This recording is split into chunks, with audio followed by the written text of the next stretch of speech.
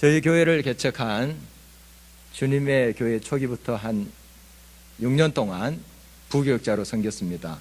주님의 교회는 부교육자 임기가 6년으로 되어 있습니다. 그래서 임기를 마치고 영국에 가서 공부한 다음에 다시 돌아왔죠.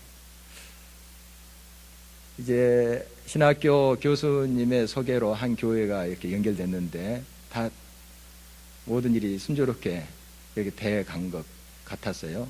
그러나 막판에 이게 뒤집어지더라고요. 그런 이제 케이스가 몇 번 있었어요. 이제 여러 선배 목사님을 통해서 또 제가 공고를 보고 담임 목사 자리가 있나 찾아보고 또 이력서도 내고 이렇게 했습니다. 제가 공부할 때는 무슨 대학 교수가 되기 위해서가 아니고 목회를 하기 위한 목적이었기 때문에 계속 교회를 찾고 있었죠. 그런 시간들이 쉽지는 않더라고요.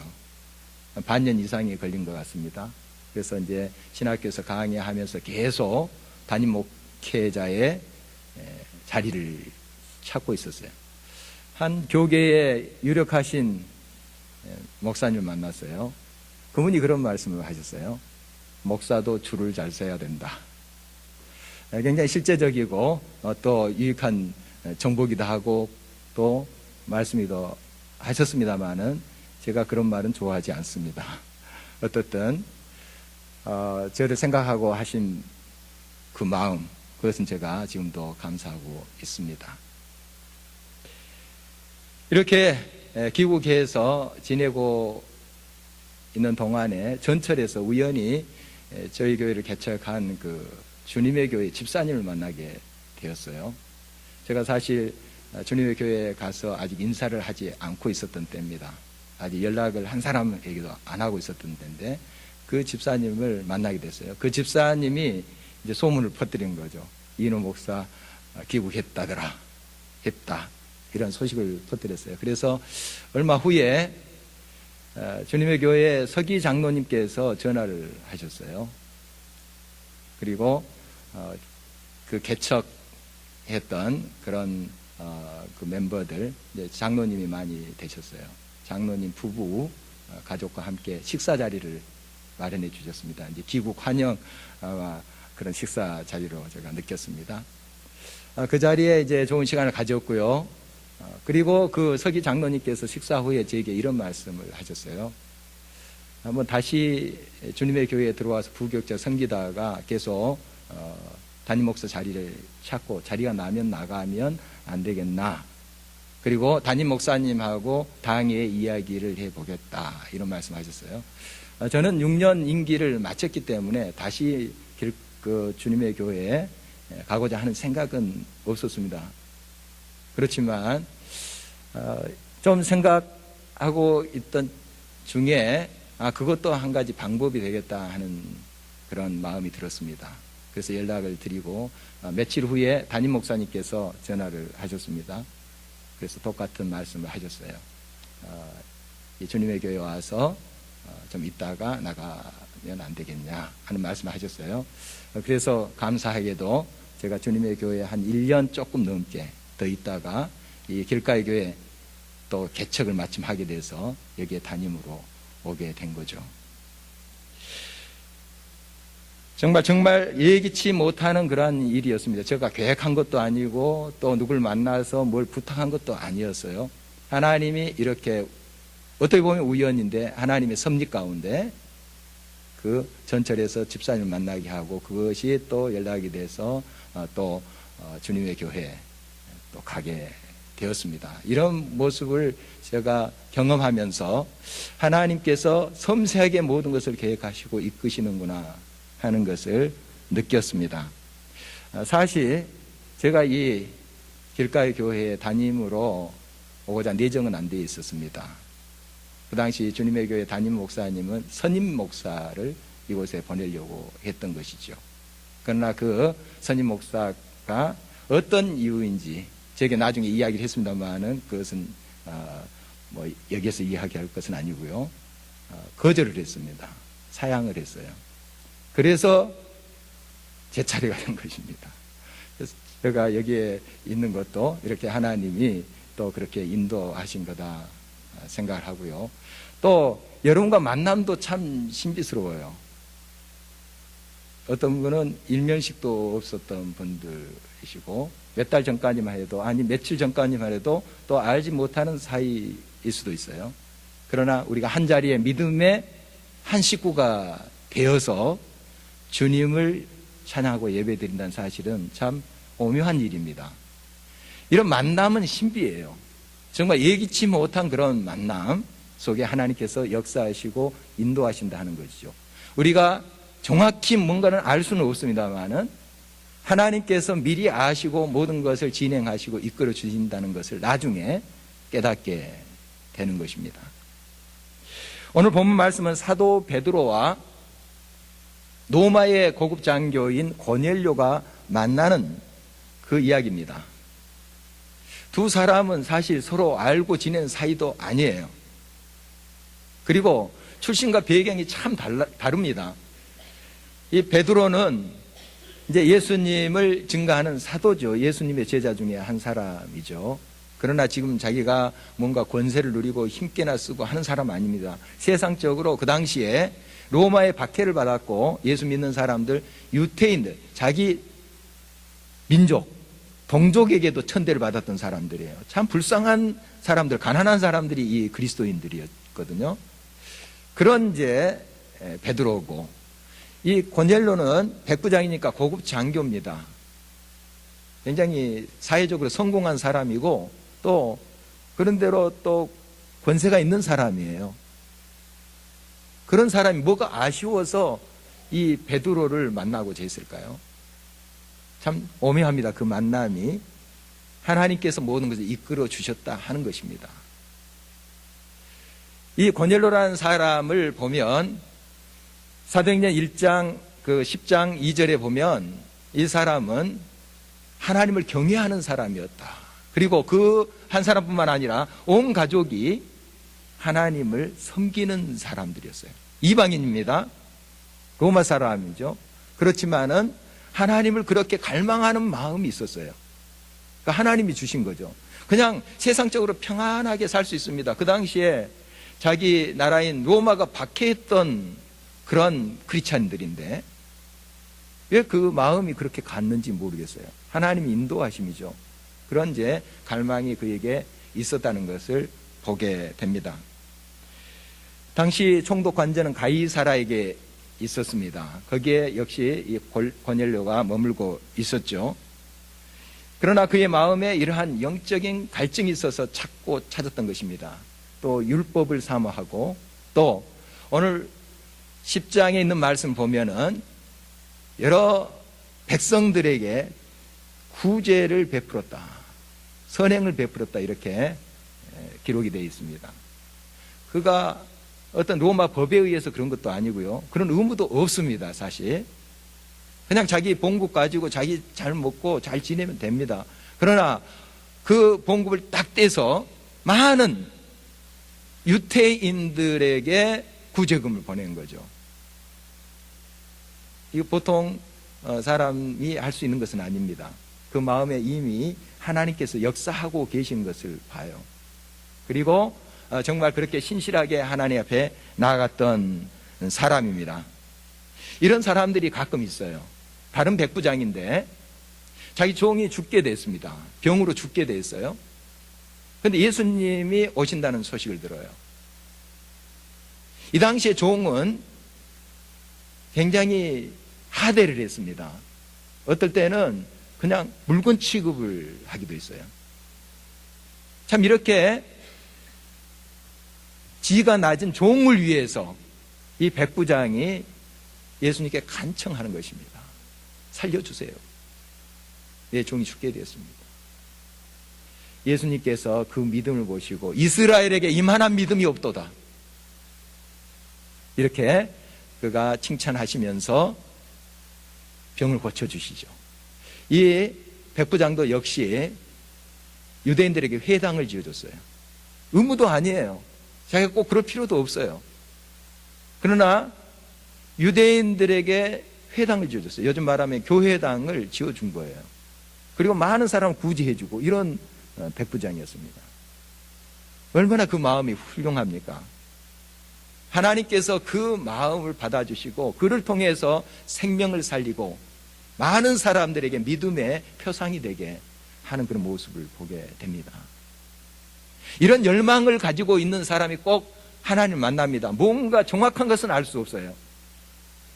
예기치 못한 그런 일들이 삶 속에서 구체적으로 이런 하나님을 향한 열망과 믿음을 가진 사람 통해서 이루어지고 있다는 사실은 분명합니다. 동시대에 에디오피아 네시도 그렇습니다. 그는 그 나라의 국고를 맡은 재무부 장관입니다.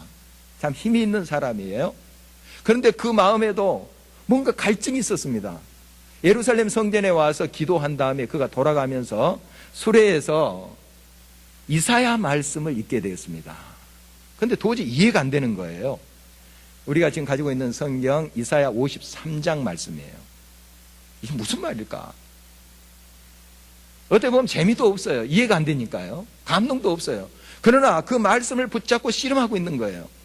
하나님을 사모하는 열정이 없으면 이렇게 되지 않습니다. 그 말씀을 가지고 이게 무슨 말씀입니까? 하고 읽는 거예요. 이때 하나님께서 안수집사 빌립을 그에게 보냅니다. 신비스러운 만남이에요. 그리고 그 빌립이 그 말씀을 깨우쳐 줍니다. 고난받은 종의 모습에 바로 그분이 나사렛 예수시다 하고 복음을 증거합니다. 이거구나, 이 말씀이구나 깨닫고 그가 예수님을 영접하고 그 자리에서 세례를 받습니다. 놀라운 역사죠. 이게 서로 빌립이나 이 넷이나 예기치 못한 일입니다. 계획한 것도 아니에요. 그러나 그런 열망을 가지고 하나님을 위해서 사는 그러한 마음을 가지고 나아갈 때 하나님께서 신비스럽게 이렇게 역사하는 거예요. 지금 고넬료와 베드로의 만남도 그렇습니다. 서로 기도하고 있었어요. 물론 시간차가 조금 있습니다만 그 기도가 통해요. 여러분, 신비스럽습니다. 이 기도는 오래전에 기도했던 것이 지금도 살아서 역사해요. 이게 기도의 신비예요. 지구 반대편에 있는 선교사를 위해서 내가 기도하고 있어요. 통해요. 이게 기도의 역사입니다. 우리가 나라와 민족을 위해서 기도하기도 하고 선교사님을 위해서 기도합니다. 그 모든 내용에 대해서 내가 잘 모를 수도 있어요. 선교사의 사역에 대해서 모를 수도 있어요. 그러나 여러분, 기도할 때 그 기도는 통합니다. 역사하게 돼 있습니다. 지금 고넬료가 베드로에 대해서도 잘 모르고요, 복음에 대해서도 잘 모릅니다. 그러나 그 열망을 가지고 늘 하나님께 기도하고 있습니다. 그리고 선행을 구체적으로 삶 속에 베풀면서 이렇게 하나님을 사모하면서 가고 있습니다. 그 열정과 그 기도가 통한다고요. 마침 이 가이사라에 고넬료가 있었는데 좀 밑에 가면 욥바라고 하는 곳이 있습니다. 그곳에 베드로가 방문을 합니다. 그 무두장이 시몬의 집에서 이 베드로가 묵게 되는데요, 이 베드로가 기도를 하고 있었습니다. 기도를 하던 중에 환상을 봤습니다. 어떤 환상이냐면 하늘에서 보자기 같은 그릇이 내려오는데 그 그릇에 여러 유대인들이 부정하다고 생각하는 짐승, 곤충들이 있는 거예요. 그걸 잡아 먹으라 하는 거예요. 베드로가 펄쩍 뛰었죠. 우리 유대인들은 이거 먹지 않습니다. 이 부정한 거 먹지 않습니다. 그랬더니 또 음성이 들립니다. 내가 깨끗하다고 하는 것을 내가 왜 부정하다고 하느냐, 이런 말씀이 들린 거예요. 이걸 3차례나 반복해서 보여주시는 거예요. 이건 하나님의 정확한 말씀이다 하는 것이죠. 야, 이게 무슨 의미일까? 그가 골똘히 궁구하던 중에 노크 소리가 들립니다. 고넬료가 하인들을 보낸 거예요. 욥바에 하나님의 사람이 있다, 종이 있다 하는 것을 그 환상 중에 그가 듣고 사람을 보낸 거예요. 확인도 안 된 겁니다. 눈으로 본 것도 아니고 스마트폰으로 연결된 것도 아니에요. 믿음으로 그냥 보낸 거예요. 베드로에게 온 거예요. 이래서 만남이 이루어지는 것입니다. 그때 베드로가 깨달았죠. 이제 고넬료는 이방 그러한 백부장이 나를 초청해서 복음을 듣고자 한다. 사실 이 당시에 이거 있을 수 없는 일이었습니다. 유대인과 이방인들은 서로 상종을 안 해요. 서로 차 마시거나 밥을 먹지 않습니다. 특히 율법 좀 안다, 하나님 좀 신실히 믿는다 하는 사람은 그거 철저히 금했어요. 베드로도 역시 마찬가지입니다. 아직까지 그는 유대인의 사상에 박혀 있었습니다. 물론 예수 그리스도의 죽으심과 부활을 경험했죠. 복음에 대해서 알아요. 그러나 이 복음은 유대인들에게만 한정된 것이다, 그렇게 생각하고 있었어요. 다른 제자도 마찬가지예요. 하나님의 백성인 아브라함의 자손들은 유대인이다, 그런 의식이 어렸을 때부터 교육이 되어 왔기 때문에 그래요. 그 사상에 아주 깊이 박혀 있습니다. 물론 이방인들이 유대인으로 개종할 수는 있습니다. 그들이 하나님 백성이 될 수 있는 방법은 그들이 할례를 행하고 유대인으로 개종을 해야 돼요. 그런 절차 없이 그저 이방인들에 가서 서로 교제하고 하는 거 있을 수가 없었어요. 그런데 깨닫게 된 거예요. 우리가 부정하다고 깨끗이 못하다고 생각한 이 이방인들에게도 하나님이 그들을 깨끗게 하시면 그들과 만나서 같이 교제하고 복음을 증거할 수 있겠구나, 깨달음이 그때 온 거예요. 우리는 지금 아주 이게 당연한 것처럼 생각합니다. 그러나 그 당시에 유대인들의 사상에 있어서는 이방인들과 이렇게 함께 교제하고 식사한다는 거 있을 수가 없었어요. 이게 지각변동이에요. 이방인과 만나서 복음을 증거하고 예수 그리스도를 이방인들이 받아들인 사건, 지각변동입니다. 굉장히 혁명이에요, 이건. 사람이 어떤 사상과 어떤 고정관념에 박혀 있으면 그 깨뜨리기가 정말 불가능에 가깝습니다. 불가능에 가까워요. 예수님을 그렇게 오랫동안 믿어도 옛날 가지고 있던 그 사고방식 참 깨어지기가 어려워. 물론 가능합니다. 성령 안에서 완전히 그 깨뜨리는 역사가 있긴 해요. 그러나 굉장히 어렵습니다. 불가능해요. 그런데 이 사상이 깨져버린 겁니다. 고넬료라는 이방인과 이 베드로가 만남으로써 이것이 무너져버린 거예요. 이방인들에게도 복음이 증거되면 그들이 복음을 그대로 받아들이면 예수 그리스도가 우리를 위해서 죽으시고 사흘 만에 다시 살아났다 하는 복음, 이것을 받아들이면 구원이 임한다 하는 사건, 유대인이 아니다 할지라도 인종, 남녀 구분 없이 어떤 사람에게도 이 구원의 문이 열렸다 하는 것이 바로 이 베드로와 고넬료가 만남의 사건에서 이루어지는 거예요. 그 시발점이에요. 그리고 다른 사도들에게도 이런 일들이 계속 일어나는 거예요. 그렇구나 하면서 이방인들에게 담대히 복음을 증거하고 있는 모습을 우리가 사도행전에서 살펴볼 수가 있습니다. 여러분, 이 놀라운 일입니다. 베드로도 예기치 못한 일이에요. 그러나 하나님께서 이렇게 모든 섭리 가운데 섬세하게 이것을 인도하셨던 것이죠. 그렇습니다. 하나님을 열망하고 하나님을 늘 바라보는 사람, 하나님께서 반드시 삶 속에서 예기치 못한 것이 실현되는 것을 경험하게 합니다. 상상치도 못하고 생각지도 못한 그런 놀라운 일들이 눈앞에 펼쳐지게 하십니다. 그러므로 우리들이 필요한 것은 미래를 우리가 다 알고 깨닫는 것이 아니고 지금을 하나님을 열망하면서 하나님 앞에 나아가는 것입니다. 그리고 간절히 기도의 자리에 하나님과 소통하는 그런 삶의 모습이에요. 그리고 우리의 삶을 통해서 나눠주고 사랑을 베풀고 이렇게 하다가 우리는 하나님의 그 예기치 못하는 모든 역사를 눈앞에서 보게 되는 것입니다. 여러분의 삶 속에 이러한 하나님의 놀라운 역사가 항상 있기를 간절히 바라는 것입니다. 고넬료는 사람을 보내놓고 미리 준비하고 있습니다. 베드로가 온다고 합디다 하는 연락도 없어요. 그러나 준비합니다. 그리고 자기 가족들을 다 모이게 합니다. 친구들까지 모이게 합니다. 아마 친구들 중에 동료, 군인들도 있었지 모릅니다. 다 모이게 해요. 이건 믿음 없으면 안 됩니다. 베드로가 올지 안 올지 어떻게 알아요? 그런데 그는 확신해요. 하나님께서 말씀하셨고 하나님께서 꼭 보내주신다 하는 것을 믿어버렸어요. 믿음으로 준비하고 있는 거예요. 그릇을 지금 준비하고 있는 것입니다. 비가 안 오는데 비가 올 것을 믿고 양동이를 준비하는 거예요. 여러분, 이런 믿음이 우리들에 필요합니다. 정말 하나님께서 약속하신 것이 반드시 이루어진다 하는 믿음.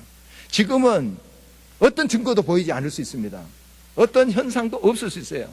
그러나 하나님께서 약속하신 것 반드시 이루신다는 그 믿음을 가지고 지금을 준비하는 거예요. 그래서 사람들 다 모이게 하는 것을 보게 됩니다.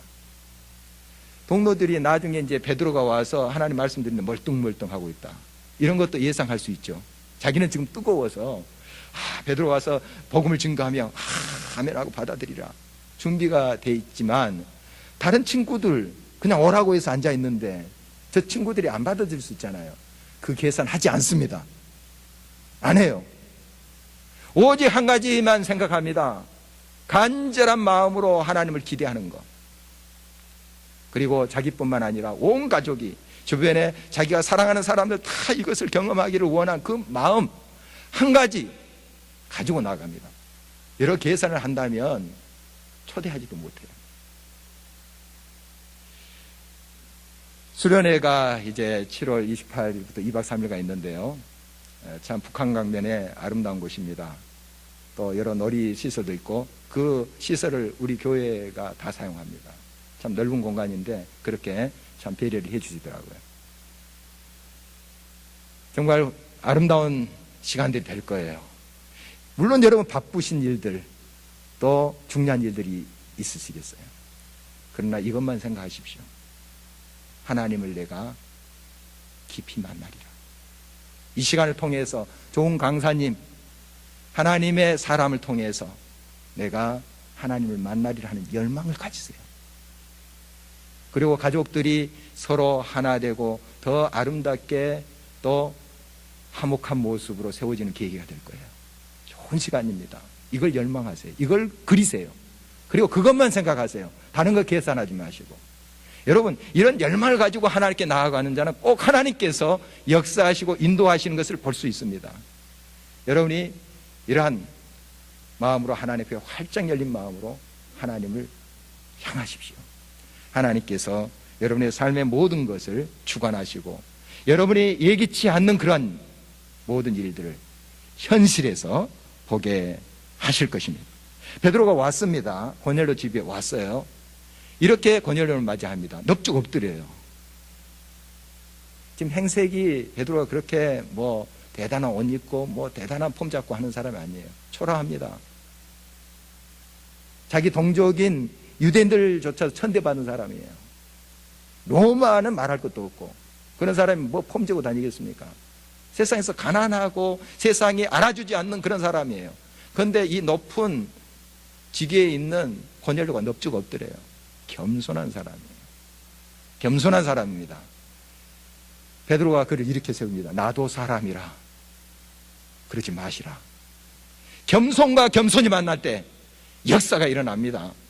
그것에 하나님의 임재가 일어납니다. 하나님의 예의치 않는 놀라운 기적이 일어납니다. 그래서 성령께서 베드로가 복음을 증거하자 예수 그리스도의 죽으심과 부활 또 그의 삶을 통해서 많은 이들이 고침을 받고 새롭게 되는 역사를 증거하자 그들에게 임합니다. 성령의 놀라운 역사가 임해요. 이방인들입니다. 유대인도 아니고 그것에 하나님의 영이 임해요. 상상치도 못할 일이 일어난 겁니다. 유대인들, 하나님께 선택된 백성들에게만 하나님의 영이 임한 줄 알았더니 이방인들에게도 임하는구나. 놀라운 것을 베드로가 거기에 목도하는 겁니다. 참 우리는 지금 당연하게 받아들이고 있는 그런 모습이지만 그 당시는 이거 상상치도 못할 일입니다.